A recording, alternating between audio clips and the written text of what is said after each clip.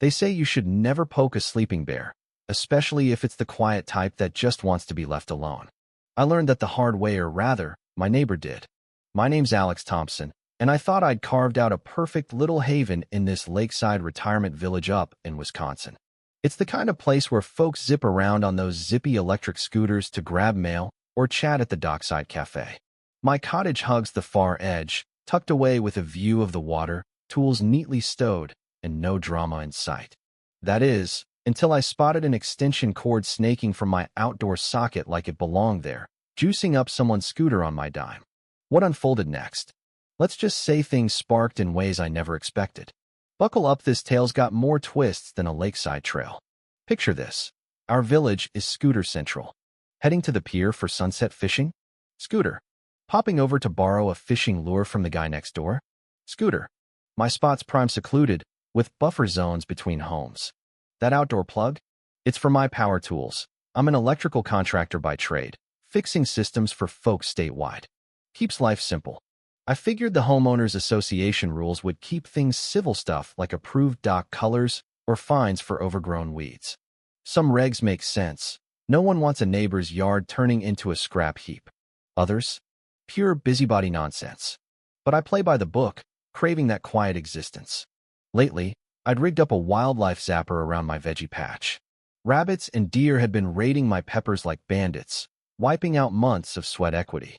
It's standard gear I install for clients, high voltage for a jolt, but amperage so low it's harmless, like licking a battery. Legal everywhere I've worked, effective without the harm. I picked this lakeside nook for its serenity. Calm waters, distant neighbors, space to tinker undisturbed. Irony hit hard. He chose isolation to dodge neighbor spats. Yet here came trouble. It was a crisp autumn morning last October, coffee steaming in my mug, prepping for a client gig, when something caught my eye outside. Heart dipped, not catastrophe, but close. A foreign cord trailed from my socket to a scooter parked slyly nearby. At first, I chalked it up to a mix-up. These winding paths blur boundaries, especially for visitors. Maybe an emergency dead battery. But the setup screamed deliberate, cord coiled neatly, no rush job. I've got cameras everywhere, perk of the job, guarding pricey gear from sticky fingers. Pulled up the feed on my phone, rewound, and bam, there she was, Margaret Ellis, crystal clear. She's a fixture here, ex-insurance broker, longtime association board member, always spouting opinions like gospel. No fumbling or confusion. She cruised up, scanned for eyes, and plugged in bold as brass, like my power was communal property. Zero doubt, pure gall. I'm all for second chances in a tight-knit spot like this. Unplugged her, scribbled a note. Hey, this socket's on my land. Mind asking first? Thanks, Alex. Polite, right? Gave her an out if it was innocent. But that footage gnawed at me, to slick, too rehearsed. Felt like I'd lit a fuse without knowing. For days on, tinkering in my shed, I hear that familiar scooter whine. Peek out. Margaret again, bold as ever. She spots my note, reads it slow, then crushes it, tosses it aside like trash. My jaw dropped. This wasn't oversight. It was a blatant screw you. And get this, she didn't just plug in. Midway, she reroutes the cord through reeds and along my dock posts, hiding her tracks like a pro thief. Knew it was wrong, did it anyway. That stung deeper than the pennies she'd cost me. It was the disdain, assuming I'd roll over because I'm the laid-back type. Me, who spots wonky wiring for a living. Nah, time to teach respect. That evening, poring over my wiring blueprint, a habit eyed my wildlife zapper. Farmers swear by these pulse fences, zap enough to deter, safe as a tickle. I'd set him up for dozens of clients. Idea clicked, linked the socket to it. One wire done. Legal, elegant, not a trap, but a boundary enforcer. Was I crossing into vengeance? Maybe. But letting her trample me? No way. Push a quiet guy too far, and watch out. Next dawn, I'm glued to the window, pulse racing at every scooter hum. Hoped she'd backed off, found another sap, or better paid her own bills. But noonish, here she rolls, smug as ever. Parks, scans, weaves her cord camouflage. Heart thumping. I mutter, come on, Margaret, one more step. She grabs the plug, zap. Shriek pierces the air. She reels back, flailing, nearly topples into her scooter. What in God's name, she bellows. glaring at the socket like it had bitten her. Stood frozen, face cycling shock to fury to terror, rubbing her hand. I chuckled, not cruel, but just as sweet. Yet guilt flickered. This was real fear I'd sparked.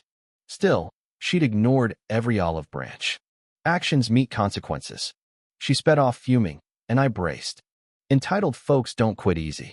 2 hours later, phone buzzes, unknown local. Mr. Reynolds, Association Physics Chemistry Prof, all stern logic. Serious complaint about a hazardous setup on your lot injuring a resident. Stomach knotted. Margaret spun gold. Accidentally grazed your socket strolling by. Nearly killed elderly victim of your death trap. No scooter mention, no theft. I stayed cool. Misunderstanding. It's a rabbit zapper, farm standard, safe. Detailed her yarn to him pre-visit. He arrives, notebook ready, tours my setup. Same as livestock fences centuries old, no permits needed. He notes her no signs gripe. I counter law doesn't require him. Then, watch this. Footage rolls. Her arrivals, no crumple, cord hides, zap. His brow furrows, gears grind. Third time? And you warned her. Yep. He leaves poker-faced, I sweat bullets. Email drops days later, cleared. System compliant. Suggest a sign for courtesy. Relief, flooded truth, triumphed. For a blink, peace returned. But Margaret? Grudge holder supreme. Week in, neighbors chill. Curt nods, clipped chats. Overheard by the lake mailboxes. Reckless with that Zaperno signs till forced. What if a kid got fried? Bingo her smear op. Painting me villain, skipping her steals. Tactical genius, omitting context for believable dread. Then, hardware run in town. Bumped a groundskeeper. Ellis folks? Decent, but scraping by. She hunted cheap cords last summer to trim power bills. Puzzle snapped. Desperation, not just spite. Scooter charges adding up, so she poached village-wide. Saw her scavenging wires at the recycle bin. Conflicted me hard empathized with tight budgets. Would have helped if asked. But sneaking, lying, escalating? That was rotten core, not need. Quiet stretched 2 weeks too quiet. Warning bells. Then complaints avalanche. Alex, since your zapper, our signal's glitchy husband's remote works tanking. Odd, zappers don't jam radios. Next, garage gate ghosts open your interference.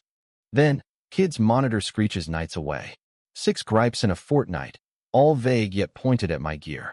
Drove me nuts. I know electric's cold. 15 years pro, these fences don't disrupt squat. Weekend diagnostics, clean. Paranoia built, rep tanking from helpful to hazard. Dove into old footage, bombshell. Month back, Margaret chats with a sketchy kid cap, bag. Days later, he's tampering neighbors' Wi-Fi boxes, garages, meters. Patterns screamed sabotage. She hired him to plant jammers, framing me for chaos. Genius ploy folks blamed the electric guy naturally. Rage boiled, but I built ironclad proof. Clips of her meat, his plants timed to complaints. Called Jake, RF was buddy. Scans confirm my innocence. Detect illegal jammers disrupting everything. Went nuclear, emergency association meet. Reynolds okays. Hall packs, tension thick. No guesses, see for yourselves. Projector hums. Her confab. Kid sneaks. Gasps rise. One shouts. That's when my net died. Robert Hayes jumps. Saw that jerk under my deck, snapped this jammer pick. Chaos erupts. Phones out. Stories swap. Devices found. Margaret shrinks. Denies shakily. Busted cold. No formal slap. Community shuns her social exile. Opinions dismissed. Jake and I yank jammers. Glitches vanish. Month on, scooter hum. Neighbor with pie, apology. Knew you weren't the troublemaker. Margaret's still here. We nod stiffly. She knows I know and I'm no pushover. Best bully beat. Quiet proof. Calm facts. My bills dipped to no more leech. So, did I overstep with that zap, or was it justified self-defense? Would you have shocked her sooner, or let it slide? Ever faced a neighbor thief turning tables? Spill in comments, did this fire you up? Like if it did, subscribe for more real-life showdowns. What lengths would you go to protect your peace?